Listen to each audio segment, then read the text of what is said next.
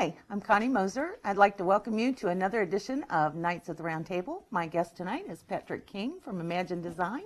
Patrick, Hello. thanks so much for coming.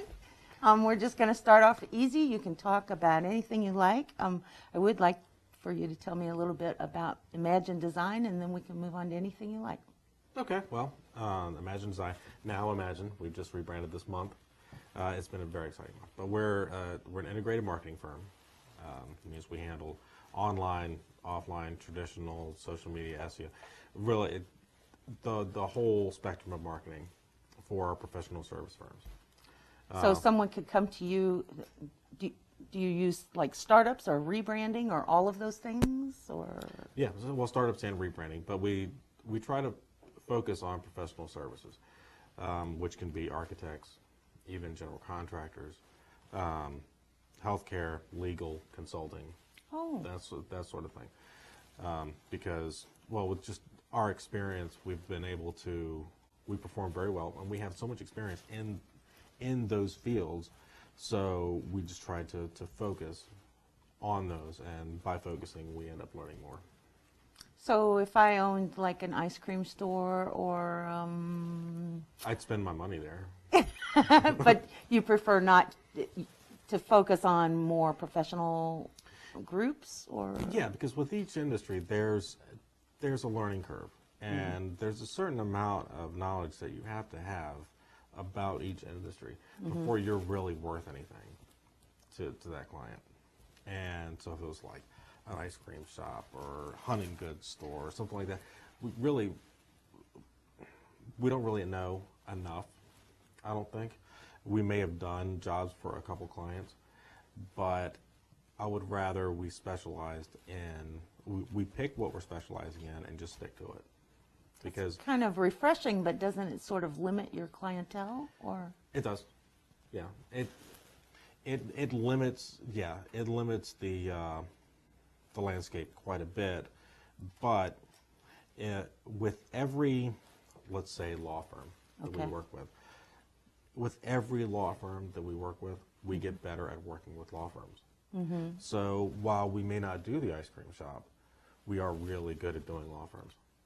So we're more valuable to those industries than we But would isn't be that if we kind were of like, everybody. when you first start out a career and you're trying to get a job and you go on a job hunt and everyone wants you to have experience and you don't have any experience because no one's ever hired you. Isn't it kind of the same concept? Yeah, and we didn't start out as specialized. We started out really going for whoever would pay the bills, really.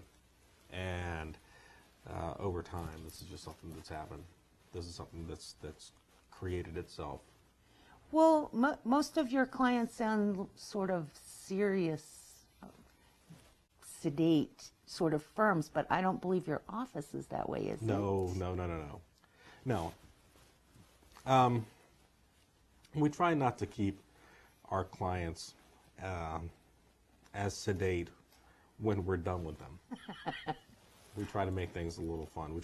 It definitely adds some personality into each client because it's already there. I mean, every client we have, the people that comprise those businesses they've all got personalities. They've all got interests. They all have a sense of humor. So what's the point of it being hidden behind this staid and cold identity? It doesn't make any sense. So you try to bring out a little more human touch to their, Yeah, make it fun, but still be taken seriously. Can you give me an example of a client that you've done that with? Yeah, Okay. sure. We did. That was kind of the whole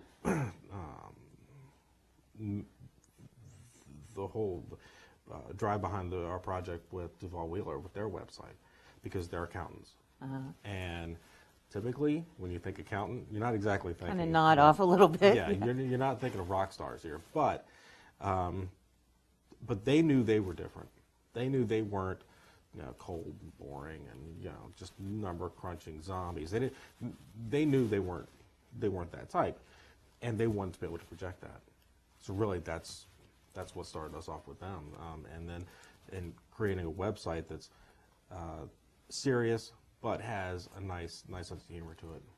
Do you do most of your work in-house, or Yeah. do you have a large staff?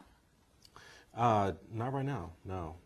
We're desperately hiring now. We have. That's wonderful news for Prince William County. If you're Yeah, it's wonderful news for Prince William County. Yeah, and it's wonderful news for us too, as long as I can find the people that I want to hire. Until then, I'm just doing the job of like 5 people. Well, since we're job oriented here, would you just mind telling me what you're looking for? We're looking for graphic designers. It's a hybrid print web position. Mm-hmm. So you don't have to be, you don't have to be a code monkey for the position. You just need to understand the ins and outs of web design. So we're looking for a graphic designer and then a dedicated web programmer. And we're also looking for admin help in the office. More of an office manager and somebody that can control me and my wife and the other guys in the office. Would that have anything to do with them playing golf or? You mean the Red Cup Classic? I think so. That's a golf tournament we started last year. Last year, I forgot why. I think it's so somebody could have the day off. It was putters and golf balls, and then a red solo cup that we put somewhere in the office, and that's the hole. So you have to make it all the way around the desks and the tables and the chairs, and a lot of people got stuck in the bathroom. And we have this like extension cord obstacle course where the ball gets stuck, and so we've turned that into an annual thing because that's.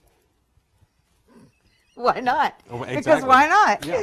So do your clients come in and play too, or is that just? They're invited. Oh, uh-huh. Yeah. Anyone take you up on No. that? No, because indoor golf tournament. You think somebody's going to lose an eye, but no, we keep it pretty safe. Yeah. Oh, so you wouldn't call that part of your marketing strategy. I'm looking at my notes here, and one of the things I wanted to talk to you about was the diversity of marketing, and I wondered what trends you see.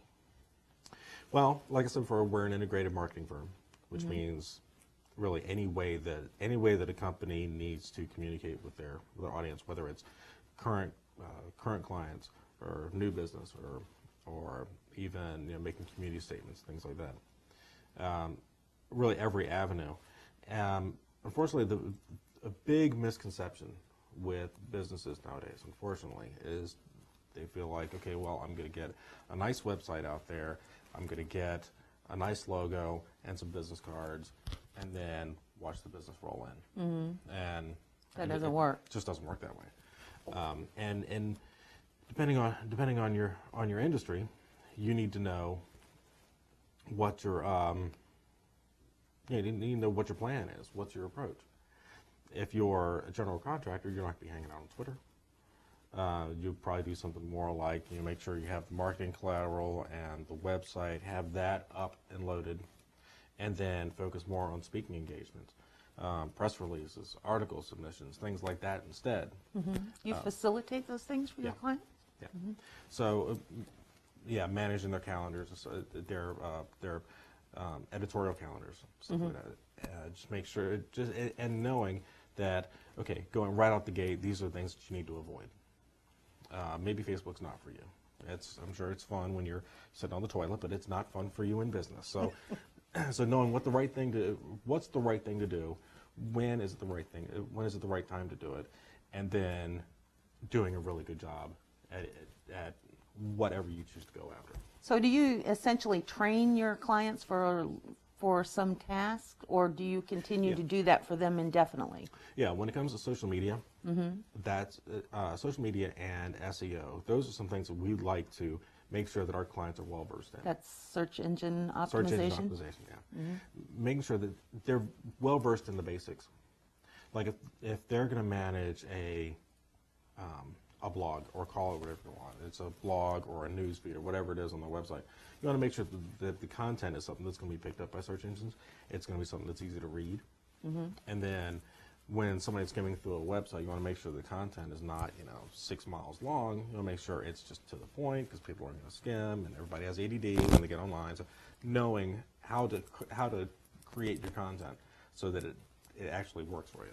When I first started doing web pages, I think the rule was 3-click anything over 3 clicks, you were dead. If people have to search for anything, they don't.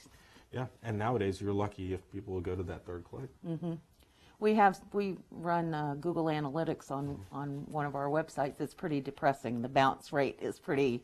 The page views look really good, and you see all of these people, and then they're there and gone. Yeah. They're not looking around at your 19 pages of content. They saw one thing and they left. Well, a good way to fix that is on your page, if you can put related content and have that in the viewable area, what they call above the fold, have that in the viewable area so that you're almost cross-promoting your own content. That's a nice way to get people to bounce back and forth. If it really just has the page's content there and then like a contact form, then you're not really enticing people to look around your site. You're not giving them little previews and something else they might be interested in. So firms like lawyers and accounting firms, and do they require a lot of interactive web content, or is it pretty much informational? Depending on the law firm, because there are a lot of regulations out there. But thought leadership is the big one, making sure that you're good at what you do. That's the content. That's the about us and the services and testimonials and things like that. It's making sure you're good at what you do, but also making sure that you're showing that if you have a community focus, that you're demonstrating it, like recent events and things like that, and things that you've done. And also with thought leadership articles, showing where you've been published. So it's all content. It's all broadcast, but it's what you broadcast and how you broadcast it that makes a big difference. So you're probably integrating video and audio and video, hardly any audio.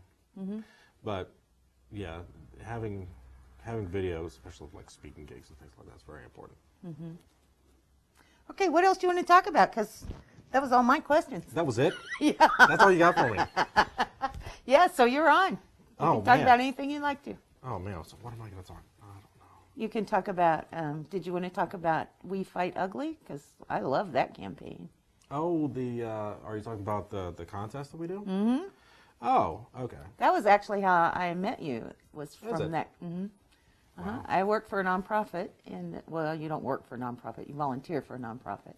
And I think I've submitted a web page from every nonprofit that I've ever worked for to that contest. Yeah, I think one of them was Axe, wasn't it? No. No? You No. didn't submit Axe? No, Jen Jones, I think, did that. I think like 35 people submitted Axe. Probably. It's weird how we'll have one charity that everybody rallies around to promote it each year, and it's always somebody different, and it's surprising. Like this year, the one that won our contest, West Rash. Honestly, I'd never heard of them. I haven't either. But What do they do? They raise money for like children's cancer research. Oh. And they also raise money to help support other charities, like CASA, which is another one that we're really heavily involved in. But never heard of them. Took a look at their website. It's like, wow, how have we not heard about this? Because of everything that they do. And it's full of people that all have their own full-time jobs. It's like a family put this together. Wow. And they do so much, and then the entries just kept coming and coming. Like, I can't get 35 people to email one person about anything, but they just, every single day, there was at least one or two. Like, yeah, how can we say no to that? So that's what happened with them. That's what happened with Axe the year before that, and then that's what happened with the Center for Alexandria's Children the year before that. It's just, it's amazing to see people rally behind a charity and make this happen. What's amazing is what you do is so beneficial. It may seem like you're doing one job, but it is the entire future for a company. When you provide them with that website that attracts people, it is their entire future in your hands. Did I just scare you with that? 'Cause No. No, it's good for us to be able to give back projects like that. And throughout the year, we constantly work on pro bono projects for clients. I mean, right now, we probably have a half dozen in-house right now. You probably didn't want to say that on camera. We're full. We're full. But we do like to stay involved constantly in causes that we believe in. Well, you do. I mean, we're not going to give away like a free website for like, Turkish oil wrestling or something. But as far as Are like, you sure? Have they asked you? Because not yet. But we'll see what happens this year's campaign. I might get a bunch of entries for that. okay. Is there anything else you want to cover while you're here, or I think you that's can it. always come back because we have a good time here and we love to have guests, and you can always come and talk to us again. Well, I'll just come back. Okay. All right. Well, I want to thank you very much for your visit. Thank you. I hope you'll join us next time. Can't remember who our guest is because I don't have my calendar in front of me. But I do have a great editor over there. I'm sure he's going to fit that right in. So this is Connie Moser. I want to thank you very much for joining us again this week, and we'll see you soon. If you'd like to be a guest on our show, just look down there at the bottom of the screen, and the contact information is there.